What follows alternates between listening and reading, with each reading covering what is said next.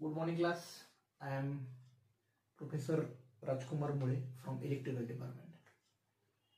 तर आज आपण BWLचे एक सर्वात सुंदर टॉपिक कन्सेप्ट एक छान आहे, लीड अँड लॅग. काय कन्सेप्ट आहे? What is lead and what is mean by lag. खूप इम्पॉर्टंट सब्जेक्ट आहे. BWLचा विचार कराल सेकंड इयरला तुम्ही गेलात तर EMI सब्जेक्ट आहे किंवा मशीन्स आहे, ज्याच्यामध्ये फेजर डायग्राम म्हणजे इलेक्ट्रिकल इंजिनियर आपण असो तर आपल्याला फेजर डायग्राम काढणं मस्ट आहे किंवा ते समजणं मस्ट आहे. त्याच्यासाठी सर्वात इम्पॉर्टंट टॉपिक म्हणजे lead and lag. Who is lead, who is lag. आपण एक दोन तीन बघूया example. Suppose this is voltage and this is current and this is angle phi. Okay, so who is lead and who is lag? Suppose this is second, this is voltage, this is current and this is third, this is voltage, this is current. खूप confusing होतं कसं lag कसं lead. तर एक छोटा फंडा सांगतो आणि या व्हिडिओच्या शेवटी म्हणजे व्हिडिओ झाल्यावरती तुम्हाला किंचितही याच्यामध्ये प्रॉब्लेम येणार नाही की who is lead, who is lag किंवा कसं किंवा काय, अँटी क्लॉकवाईज क्लॉकवाईज सगळं सॉल्व्ह करतो. चलो तर कन्सेप्ट बघूया आपण. Suppose this is a clock. Suppose हे क्लॉक म्हणजे घड्याळ आहे अँड आपला क्लास डेली 9:00 AM म्हणजे सकाळी 9 वाजता आपला क्लास दररोज भरतोय. एक मुलगा असतो, तुम्हाला कळेल, एक मुलगा जो असतो तो नेहमी लेट येतो, नेहमी ऑलवेज लेट.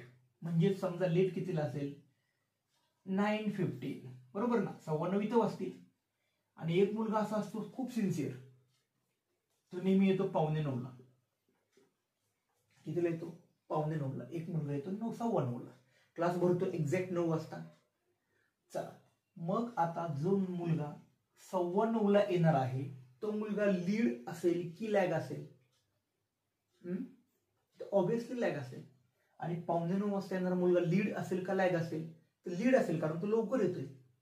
समजा काही कन्सेप्ट आम्ही टीच केला त्यानंतर 9:15ला तो लॅग झाला, तो उशीर आला, त्याला कळणार नाहीये. म्हणून याच्यावरून एक गोष्ट कळते की जर आपण क्लॉकवाईज डिरेक्शननी गेलो, कशा? क्लॉकवाईज डिरेक्शननी गेलो तर ऑलवेज क्वांटिटी ही लॅग असते. आणि जर आपण अँटी क्लॉकवाईज डिरेक्शननी गेलो तर हे ऑलवेज लीड असतं, बरोबर. हा कन्सेप्ट कळाल्यावरती मोबाईलमध्ये जरी तुम्ही, मोबाईल म्हणण्यापेक्षा तुम्ही वॉच घेऊन पेपरला गेला, अॅनालॉग वॉच असावा तो, डिजिटल चालत नाही, अॅनालॉग वॉच घेऊन गेला तर तुम्हाला लक्षात येईल की क्लॉकवाईज असेल तर क्वांटिटी ऑलवेज लॅग असते, अँटी क्लॉकवाईज असेल तर क्वांटिटी ऑलवेज लीड असते. तर चला आता या न्यूमेरिकल मध्ये बघितल्यावर तुम्हाला ऑलवेज कळेल. सपोज दिस इज फर्स्ट, तर व्होल्टेजच्या कम्पेअर मध्ये करंट हा लॅग आहे कितीने? फाय अँगलने. इथे लिहू शकता मी